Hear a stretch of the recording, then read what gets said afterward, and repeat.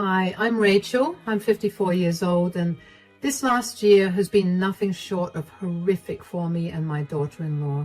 But before I get into that, allow me to give you some background information about my son, Ethan.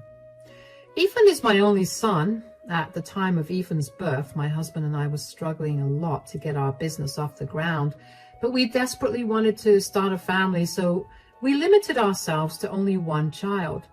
We figured it would be easier to take care of only one child and also give them all our attention. And we did just that. We worked hard all day to provide for Ethan, and when we got back home from work, we gave Ethan our undivided attention. It was exhausting initially, but seeing Ethan look so happy made everything worth it. As the years passed, Ethan grew up into a smart young man. He still spent as much time as he could with us, even when he went off to college. Aside from being smart, Ethan also was a very good-looking person, and so with that came his personality shift into being a player. Now, my husband and I had no problem with whatever he did as long as he was staying safe and being rational about the decisions he was making. Ethan only had one long-term girlfriend who he dated in his junior year of university. He ended up breaking up with her only because I caught him talking to another girl a year after they graduated. They had been planning to move in together, but I managed to convince him to break up with her because if he was already talking to other women, then he wasn't in love with his girlfriend. My husband and I did begin to get worried about the kind of person our son was turning into after that. We tried our best to counsel him. We felt like everything worked out when he met my daughter-in-law, Valerie. The two of them met because of some mutual friends and apparently hit it off immediately. If I'm being completely honest, I adored Valerie the day that Ethan brought her home. She felt like the daughter that I never got to have. Ethan and Valerie dated for around 3 years before finally tying the knot. I thought that everything was going perfectly for Ethan, and by that point, all my worries about his morals and his behaviors were calmed. To make things even better, less than a year after the two of them got married, Valerie told us that she was pregnant. I was ecstatic at the idea of becoming a grandmother, especially because I got to be around a child without having any stress about the business, considering how successful my husband and I are now. After she announced her pregnancy, though, Valerie barely came over to our place. Before she got pregnant, my husband and I would regularly host Ethan and Valerie for dinner, at least once a week or every other week. I began to get concerned, so the next time I invited Ethan over, I asked him about Valerie. "Hi, Mom. How are you?" "Hi, sweetie. I'm doing good. How are you and Valerie doing?" "We're doing good." "Where's Valerie? Why didn't she come with you?" "Well, you know how pregnancy is." "Oh, no. Does she need help with anything? I mean, I'm free. I can help her do a bunch of things if she needs to." "Oh, no, it's okay. I reduced my working hours to help her around the house." "Sure, but I'm sure that a little more help would never hurt. Besides, being a woman who went through pregnancy too, I think I'll be able to offer a little more help and advice regarding her pregnancy." "It's really okay, Mom. I've got it all under control." "Are you sure?" "Yeah, I'll call you if we ever need anything." "Yes, you absolutely should. Speaking of calling, though, I should make an effort to call Valerie a lot more." "No." "No?"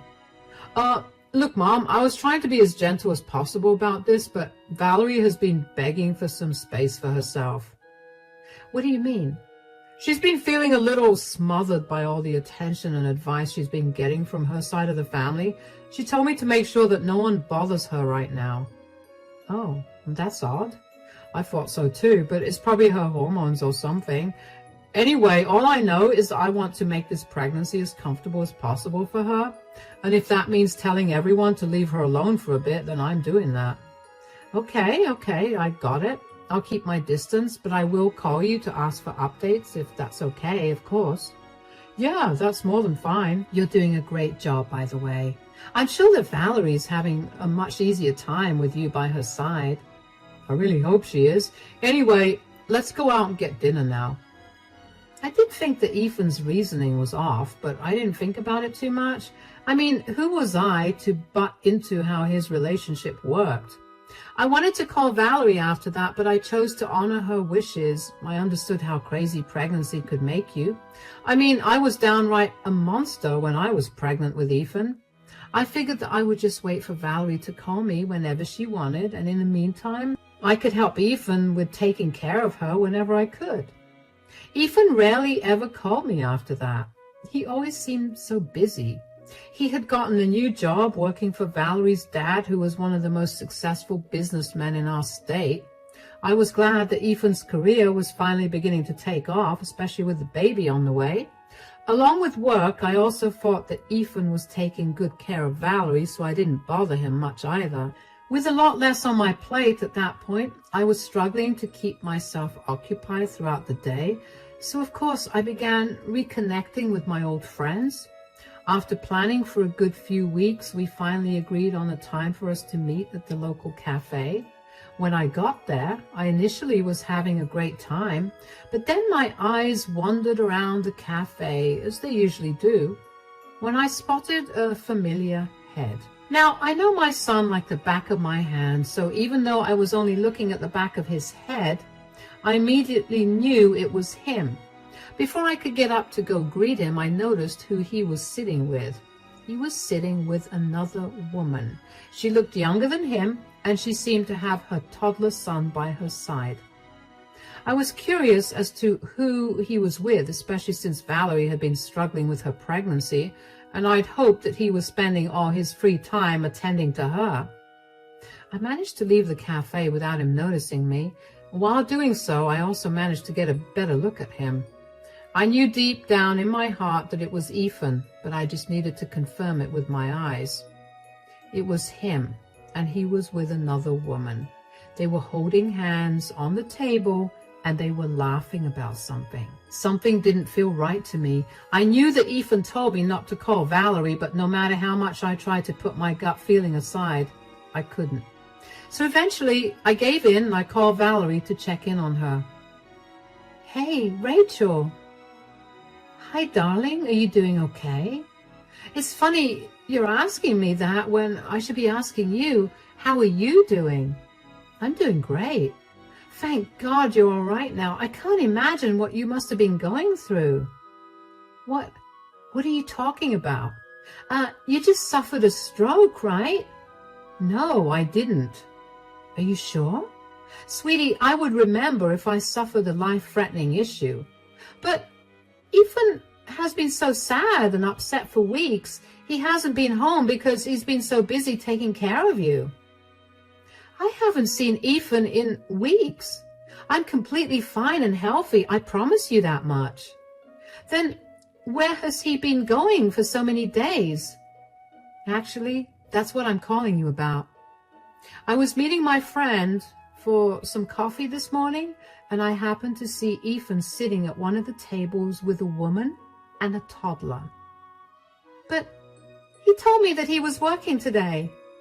Oh no, he's been lying about way too many things. Do you think he's cheating on you? I don't know. I mean, I don't have any evidence against him. Was he really close with the woman? Did the child look like him at all? I don't know about him being really close to her, but they were holding hands on the table and were laughing. The child didn't look like him at all, at least from what I could tell. They weren't sitting in a place for me to comfortably make out many details. Why would he lie to me? Okay, sweetie, you need to listen to me. You cannot break right now. You have a child on the way and you need to stay strong. We're going to get to the bottom of this and you need to go through his things. Isn't that an invasion of his privacy? None of that matters when your marriage is on the line. He's probably not going home for a while, right? No, I think he'll be home soon. Well, whenever he next leaves the house to take care of me, go through his things and let me know if you find anything. No matter what you find, just know that I'll be by your side. I'm going to help you out, and I'm going to make sure that Ethan pays the price for anything wrong he does. Thank you so much, Rachel. I really owe you one. No, you deserve better, and I want to make sure you get it. Take care and keep me updated. I couldn't believe what I had heard. First of all, for Ethan to tell Valerie I had a stroke was beyond insane. I saw no reason for him to lie about something so dire. Unless, of course, he actually was cheating. I did not want to assume the worst of my son, but I didn't want to rule out the very real possibility of him doing something disgusting. I had hoped that after he married Valerie, his player, bad boy days would be out behind him, but after seeing him look so affectionate with another woman while his wife was pregnant back home, I couldn't help but doubt his actions. The more I entertained the idea of Ethan cheating on Valerie, the more upset I got about it. Valerie was pregnant, and this was not the best time for such life-shattering news to be given to her. But I also knew that I would feel beyond guilty if I hadn't spilled to her immediately. It was better that she go through the pain of it all before the child was born rather than after. I didn't try to call Valerie after that conversation because I didn't want Ethan to even accidentally find out that we were back in contact. I patiently waited for her call, even though it was eating me up alive to know more. Finally, she called me 2 days later. She seemed like she had been crying for a long time because she sounded very nasally and her throat sounded raw. Hey, Rachel, are you free? I hope I'm not bothering you. Oh my gosh, are you okay? Of course I'm free, and you could never be a bother. What's going on? Well, I looked through Ethan's phone and I found out so much. Oh no, what did you find out? I found him texting multiple women. Oh, sweetie.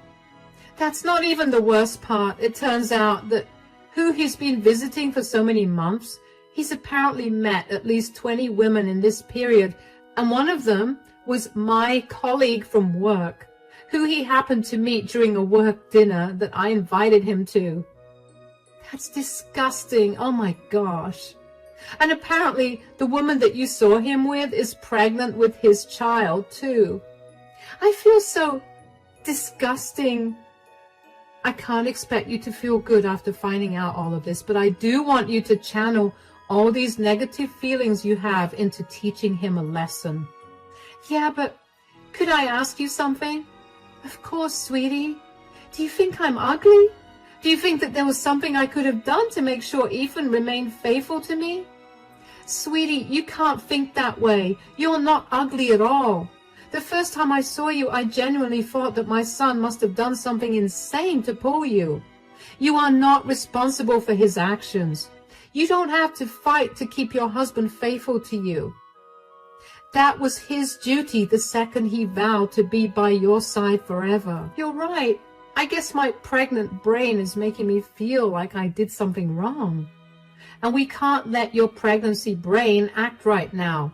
Right now, we're going to get even with Ethan for hurting you this way. Are you sure that you want to go against your son? No son of mine would ever lie to and cheat on his wife. This is me simply teaching him a much-deserved lesson. All right, let's do this. Shall I come over tomorrow whenever Ethan is out of the house again? Yes. Take care until then, and if you want to come stay here for the night, that would be okay too.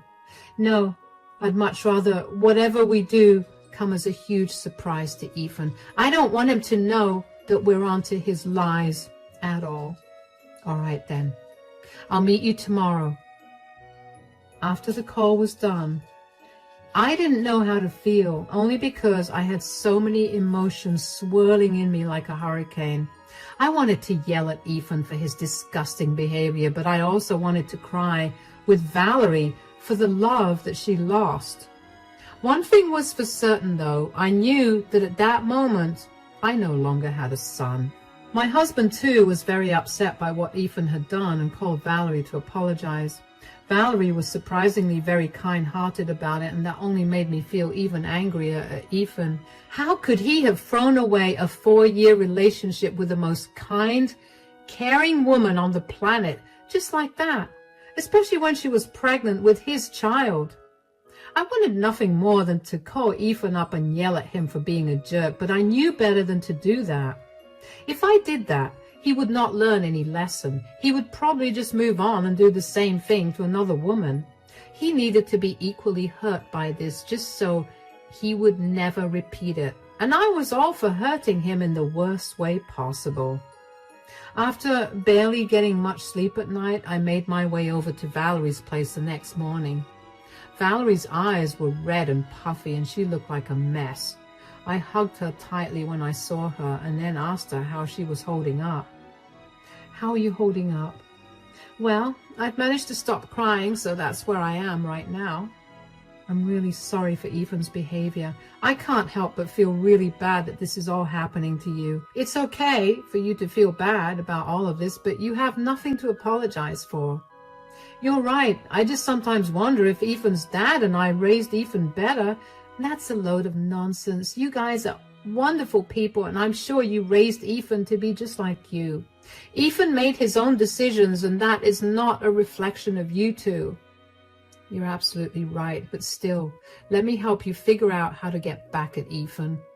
"I think I already have an idea." "Oh, let me hear it."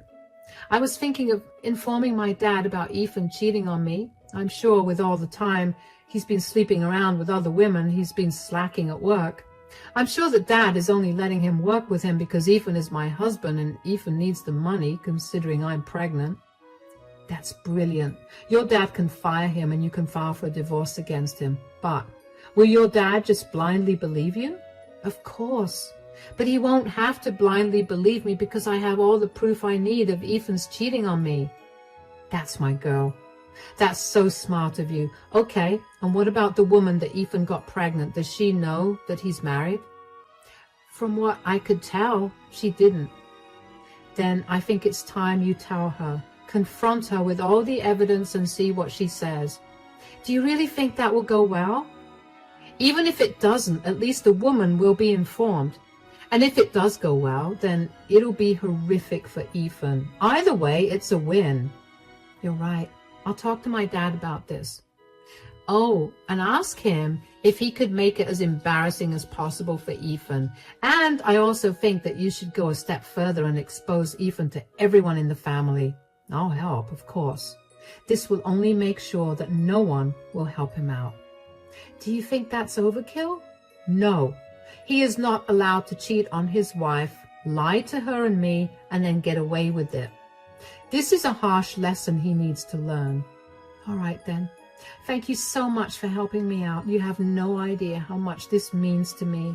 "Of course, you're like the daughter I never had, and I have to help you out in any way that I can. And if you need help with literally anything, feel free to reach out to me." "I definitely will." The events that unfolded after that were nothing short of amazing. Valerie talked to her about everything that had happened and even gave him proof of Ethan's infidelity.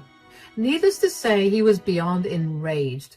Valerie was his only daughter and he was fiercely protective of her. So, of course, at her request, he fired Ethan in front of the entire office. He had apparently held a staff meeting for everyone where he then proceeded to lay into Ethan for his incompetence and his lack of loyalty. Ethan was red in the face from embarrassment and probably also anger, but he could not say anything against his father-in-law out of respect. The only reason I knew of any of this was because I got in touch with Valerie's dad and apologized to him for the way Ethan treated Valerie. He too assured me that I had nothing to apologize for and told me that I had done way more good for Valerie than Ethan ever had.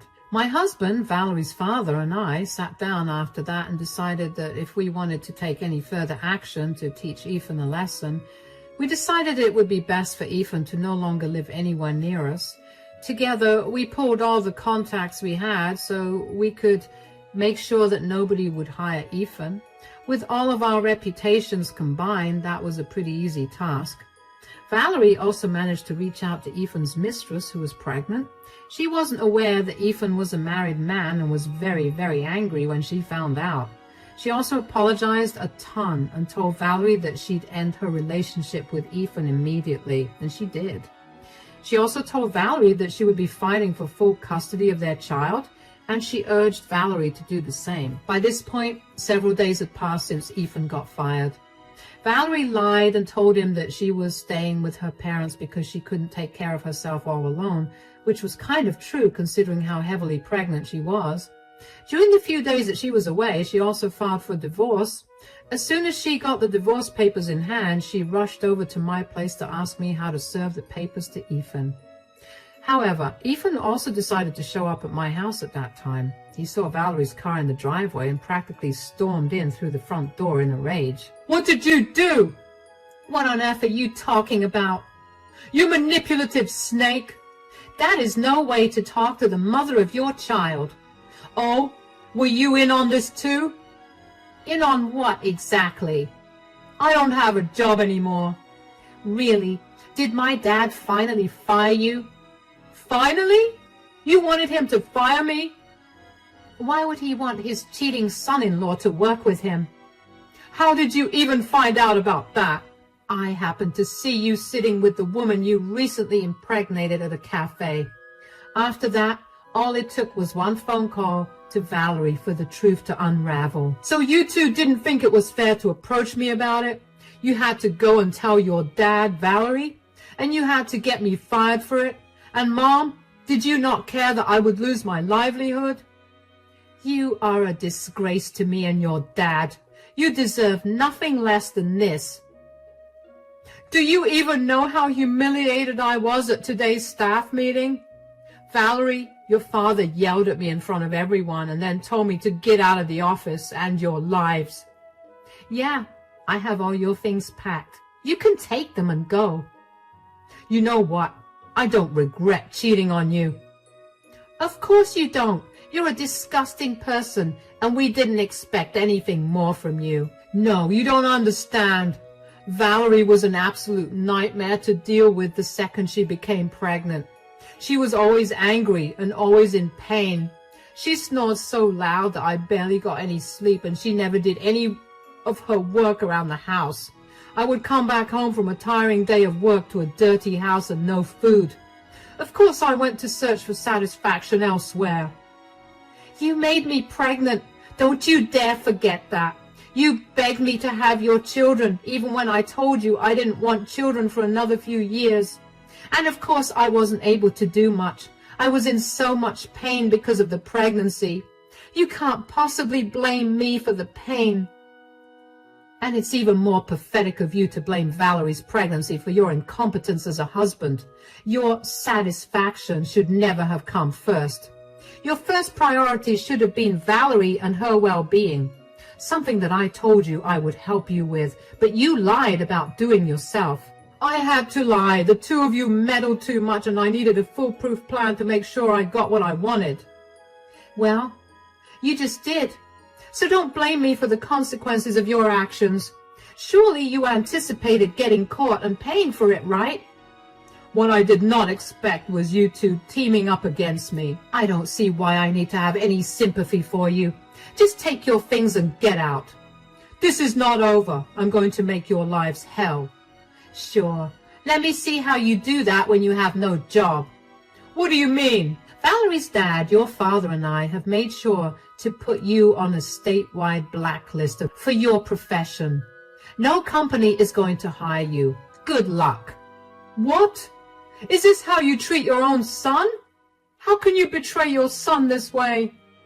"You are not my son anymore. You're nobody to me or your father anymore. We want nothing to do with you. Do us a favor and block and delete our numbers from your phone. Now get out before we call the cops on you." Ethan looked at me like as if he'd been slapped in the face. His eyes welled up with tears at the realization of his mistake caught up with him. Did I feel an ounce of guilt or sympathy for him? Absolutely not. The only reason that I was so enraged by his act was because I knew firsthand how a cheating partner could destroy a family. I went through it with my own parents, and the memories of my mother breaking down every single day because of how hurt she was still haunt me to this day. I felt no remorse or sympathy for Ethan, and frankly, neither did my husband. We had much more pressing matters to attend to anyway. Valerie was due to give birth only a few days after Ethan came over. We put Ethan on the back burner, but we made sure to change the hospital where Valerie was going to give birth, just to make sure that Ethan would not intrude. Thankfully, Valerie had a very healthy, normal birth, and I now have a beautiful baby grandson.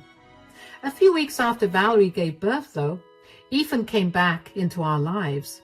He would come over to my house at any time of the day just to scream at me for ruining his life. He would first do that and then beg me for forgiveness. He tried to tell me that his other child with the other woman also needed him to be here. Apparently his mistress got full custody of the kid and he got visitation rights, but there was a clause for him if he did not follow his visitation schedule and missed 5 visits, then he could kiss his visitation rights goodbye. It would not be possible for him to visit this child of his very often if he did not find a job in this state, and in fact, he wouldn't be able to see either of them. Ethan's mistress was very kind towards Valerie and recommended to Valerie the same lawyer she used against Ethan to get full custody of their child. Of course, Ethan did not make the divorce or any of the child custody agreements easy for Valerie. It took a long few months for the court to decide what to do, and finally they ruled in Valerie's favor. She was given a majority of the assets, and she was granted full custody of my grandson. Ethan had the same clause applied to him with the custody of my grandchild as well. And when the verdict was announced, I could see how physically stressed Ethan was about it. My husband and I blocked Ethan everywhere, and after we threatened to get the cops involved again, Ethan stopped coming over to our house to yell profanities at me. My husband and I focused on taking care of Valerie and our grandson. They were our #1 priority. We helped cover all the costs of divorce, and we've been supporting Valerie ever since she gave birth. We felt it was the only way we could make it up to her for Ethan's horrible behavior. We're nearing the 1-year anniversary of finding out that Ethan had been cheating, and I can safely say that we're all in a better place right now. Well, except for Ethan. I heard through some extended family members that Ethan moved across the country and managed to land a job, but he's still doing miserably. I would feel bad, but I simply can't bring myself to. My grandson would have had a really hard time had Ethan's ways been exposed when my grandson was able to understand what was going on. I would never have let that happen, but the thought was enraging. For now, though, I'm in a better place. I do mourn the loss of the son I thought I had, but I'm in therapy to deal with all my bizarre emotions. I have people that genuinely care for me by my side, and that's all that matters. Thank you so much for listening to my story.